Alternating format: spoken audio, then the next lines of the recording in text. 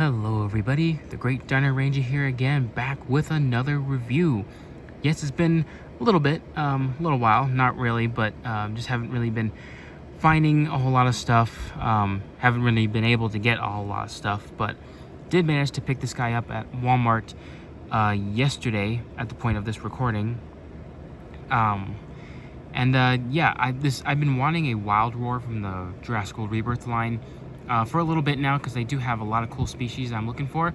So finally, I have my first Wild Roar from this lineup, and I got the one I was wanting the most, and that is the Maiasaura. So yeah, I'm super excited to finally have this new species in the collection, a new Hadrosaur. I really do like Hadrosaurs, so I really wanted to get this guy more than the other ones for right now. But I do plan on getting all of them, especially that awesome Utah Raptor. So yeah, here we have the really cool looking Maiasaura, which I actually thought was going to be in the movie Rebirth. Not sure if any of you guys even have been going around with or kind of following a lot of the cool rumors and leaks about Rebirth and all that, but apparently it was rumored that Maiasaura was going to be one of the new species in the movie. And it was said to have a design similar to the Evolution design, except a bit better, which I can see that. But seeing the movie, I've seen it twice already, and there's definitely no Maiasaura in the film, except for the Parasaurolophus, which again only appeared as a dead carcass. It didn't show up as a living animal anywhere else in the movie except just a dead carcass. So interesting. I don't know where all those rumors came from. Maybe that carcass was supposed to be a Maiasaura, but they switched it to Parasaurolophus. I don't know. But I mean, looking at this design, it did look like something that wasn't quite seen in the movie. Sometimes you can tell when you look at the designs on certain creatures in the Mattel line, you can tell if something has a design based off of a movie or show, and then you can also tell if a design is just something random that Mattel came up with themselves. That's kind of how I felt with this one. I wanted to say it was something that you were going to see in the film, but part of me was like, the design looked kind of something that Mattel just came up on their own. So, but here we are. It's confirmed. We didn't see a Maiasaura in the film, so I guess this is just a random species that Mattel came up with. But either way, I'm super excited. Maiasaura is a very cool dinosaur. I love Hadrosaurs in general, so having a Maiasaura in the collection is super awesome. So enough rambling. Let's take a brief look at the packaging here. It's your standard Wild Roar packaging. Actually, we haven't even looked at the Rebirth Wild Roar packaging, so I don't know why I said that, but it's the basic same package format with the red and the black and the gray colors. The Rebirth logo, Wild Roar Maiasaura, the Spinosaurus, Mattel. You got the Rebirth logo up there. It shows you can move its tail and it makes sounds. The figure looks good, by the way. I can't wait to get a closer look at it.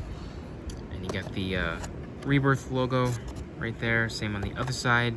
And then on the back, it just shows you can control the attack, which is kind of weird for a Hadrosaur. I don't know, but that's really cool. So it's very similar to the Primal attack, where you just move the tail. I really love that gimmick, so I'm glad they brought that back. It says it makes noise. Oh yeah, it's part of the land, obviously. But pretty nice little render.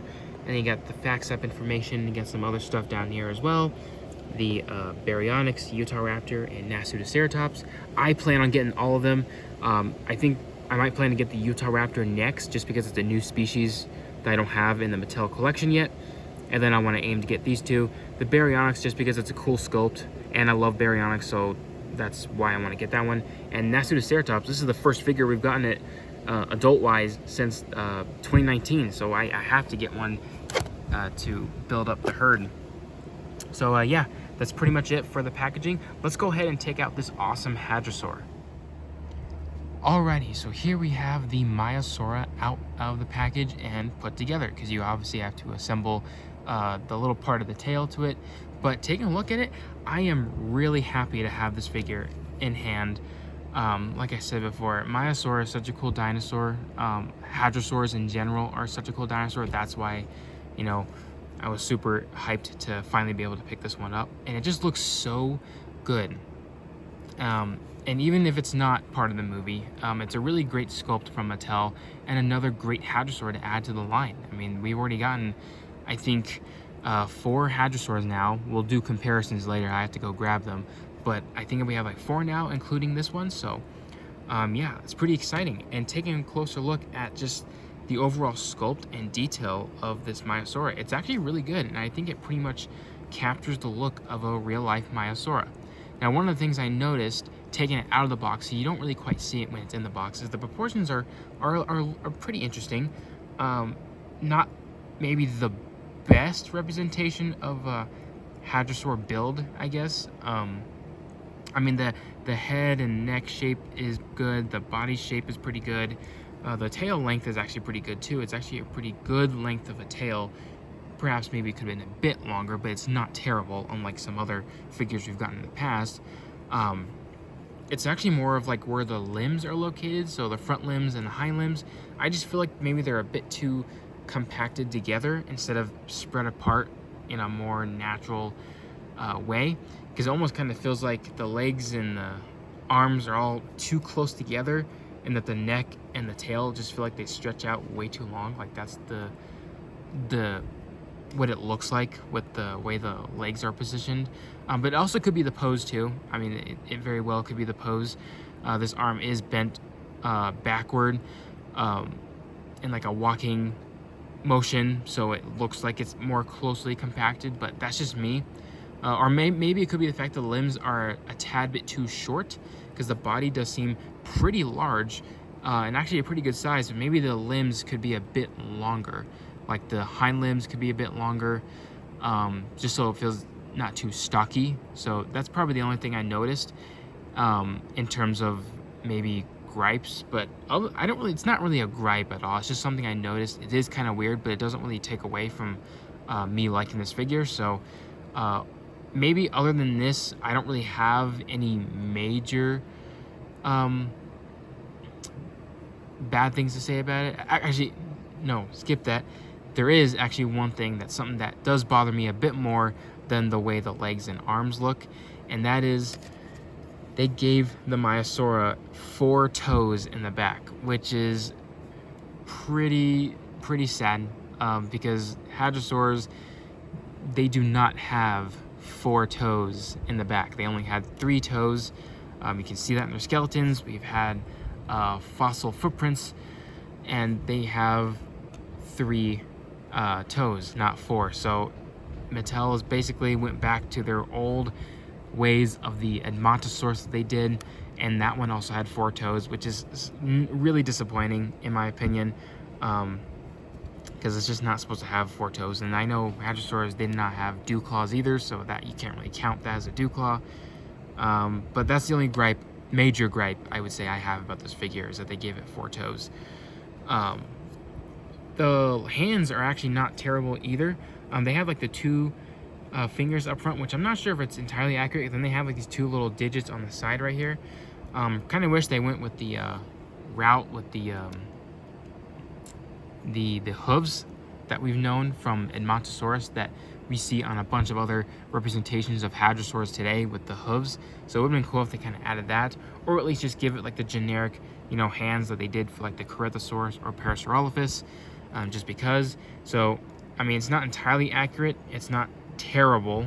I mean, it just kind of looks a little off, just because it looks like they're trying to represent something, but it's not fully.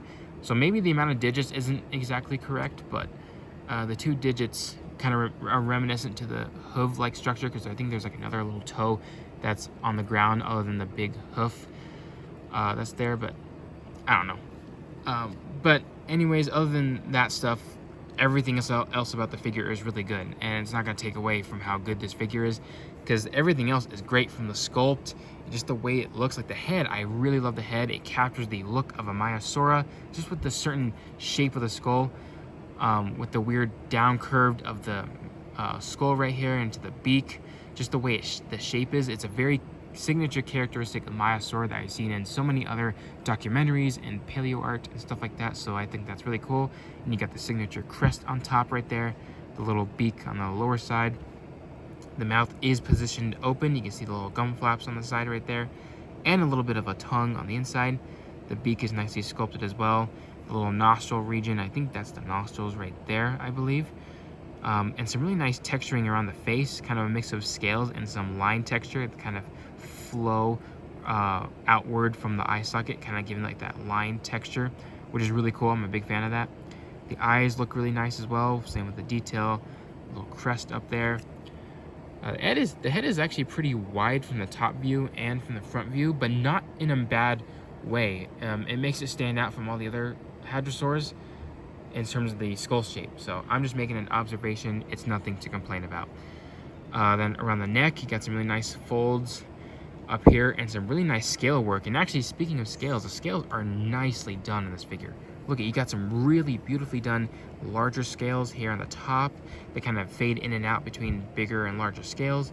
Got some bigger ones here on the shoulders, and it kind of fades into a more rough line texture.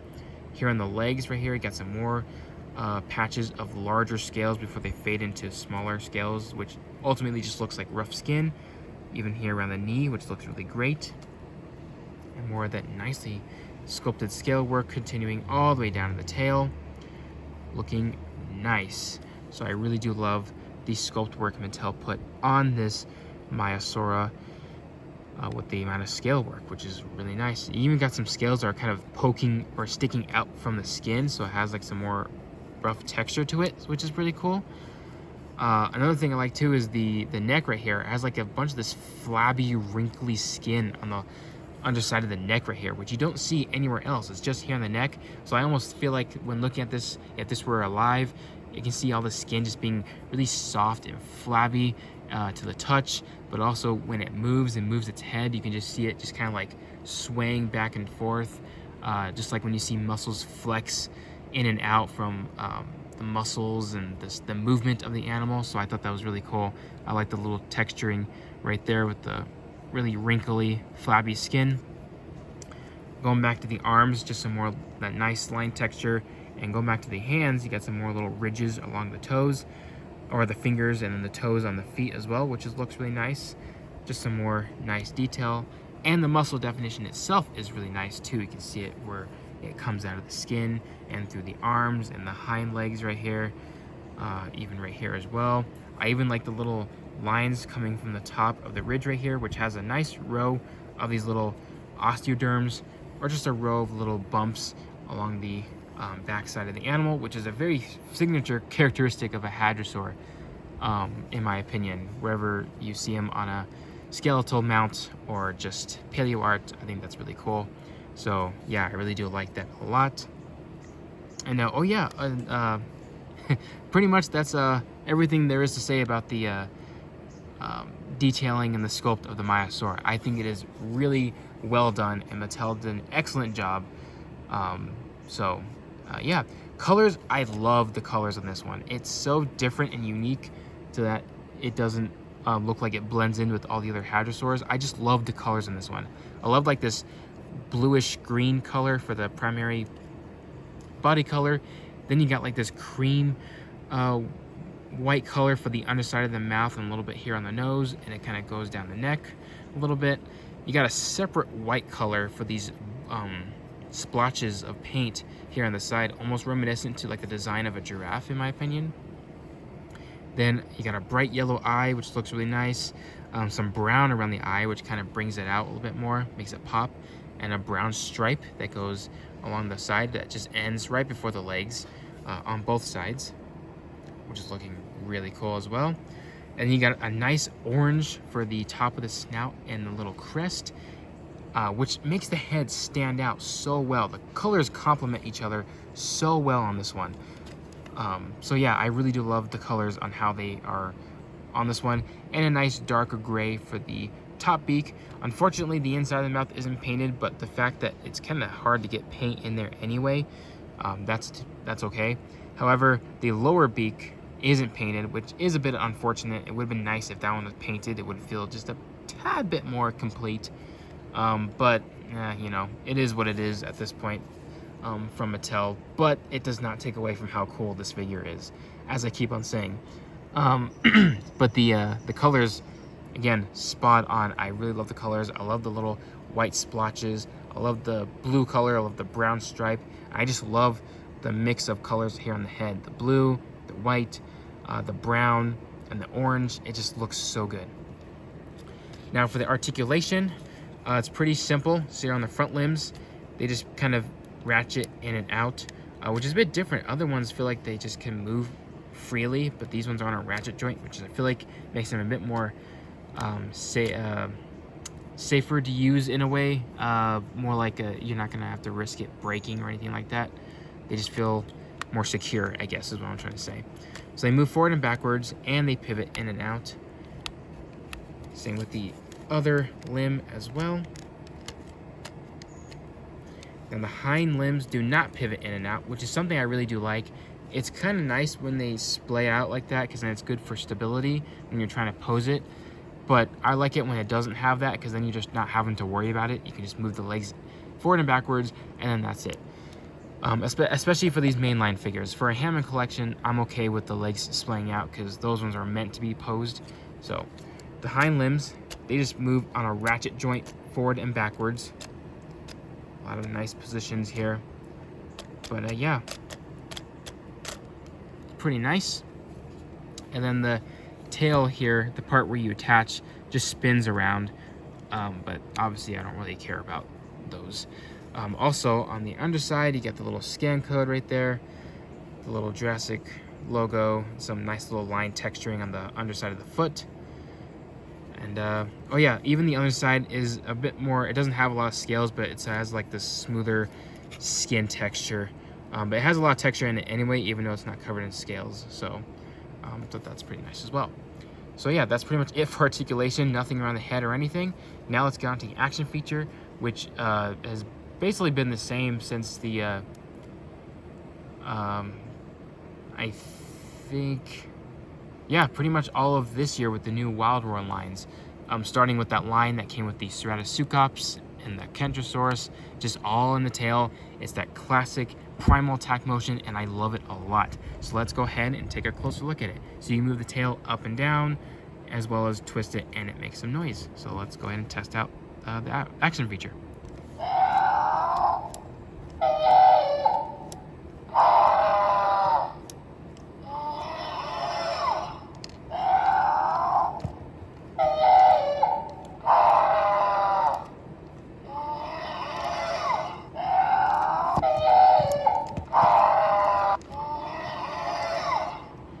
So that's pretty much the action feature.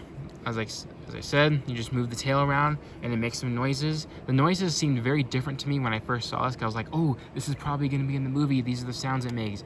Obviously, never appeared in the movie. So these sounds are maybe enhanced from like Parasaurolophus sounds. But a lot of them just feel very different and unique, which almost makes me think maybe it was supposed to be in the movie. I don't know. Maybe it got cut. I don't know. But I do hear some Parasaurolophus sounds in there, but slightly altered. But the sounds are different and definitely unique compared to Parasaurolophus.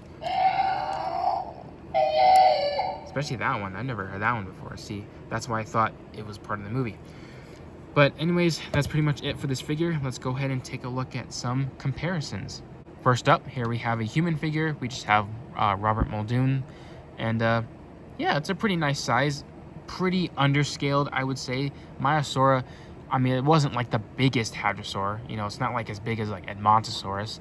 But, I mean, it was definitely big enough where it was definitely taller than a human. And it is taller here, but I do feel like it's a bit undersized compared to a human figure right here. But it's not the worst thing. I don't know why hadrosaurs in this size always fit so well in a Jurassic toy line. I don't know why, even though in real life a lot of them were pretty massive. Which is why there were such good resources for carnivores like tyrannosaurs. So, a bit underscaled, but it does work in some capacity, so it's not the worst thing in the world. And finally, here we have the Maiasaura compared with the other three hadrosaurs that we have from Mattel currently. We have Edmontosaurus, Corythosaurus, and the most famous Parasaurolophus, and they all look really great together. I love this really cool group of different types of hadrosaurs from Mattel, and they all look really great. Obviously, the Iguanodon and Ouranosaurus aren't on here because they're not hadrosaurs, I'm just focusing on just the main Hadrosaurs, and they all look really great together. And I love how each of them are definitely unique in the head shapes, because that's the one thing you look at when you're comparing Hadrosaurs. They all have like the duck build, build on their mouths, but they also have different crests and shaped things on their head. One of the Maiasaura species has a crest on top of their head like this. That's similar to Corythosaurus, but definitely a lot different. You got the tiny little crest of a Maiasaura. You got the bigger helmet-looking crest on Corythosaurus, and the famous long, elongated crest of the Parasaurolophus. So, yeah, that's really cool to compare it. And only 3 out of 4 of these make noise. The Maiasaurus does not make noise anymore. The batteries are out. But as you can see, the gimmick is very similar to what we get on the Maiasaura. You just move the tail up and down, and the neck goes up and down, much like what you get here. And this one still makes noise as well too. And this one's actually the loudest out of all these. And the Corythosaurus does not have any sounds. This is the only Corythosaurus we have from Mattel. There is no mainline version, so maybe we can get one someday, so we can have more Corythosaurs. But yeah, they all look really great. And also wanted to compare this to the Edmontosaurus and the Maiasaura. Both have 4 toes, which is incredibly inaccurate, but it is what it is. So yeah, they all look really great together. Alrighty, so that's about to wrap it up for this review, everyone. I hope you guys enjoyed it. I love this figure. I think it's a really good one, other than some of the little tiny nitpicks, like the proportions of the limbs and the lack of the unpainted lower beak. And then probably the biggest problem of them all is the 4 toes on its feet instead of 3. But other than that, it's a really solid figure. It's a nice new species from Mattel. It's an awesome dinosaur in general. Hadrosaurs, Maiasaura, the good mother lizard, all cool things. So yeah, and it's got a great sculpt, and I love the colors. So I would recommend it if you're looking for just some cool Hadrosaurs for your carnivores to prey on, for pictures or toy movies, whatever, or just to have a cool Maiasaura in your collection.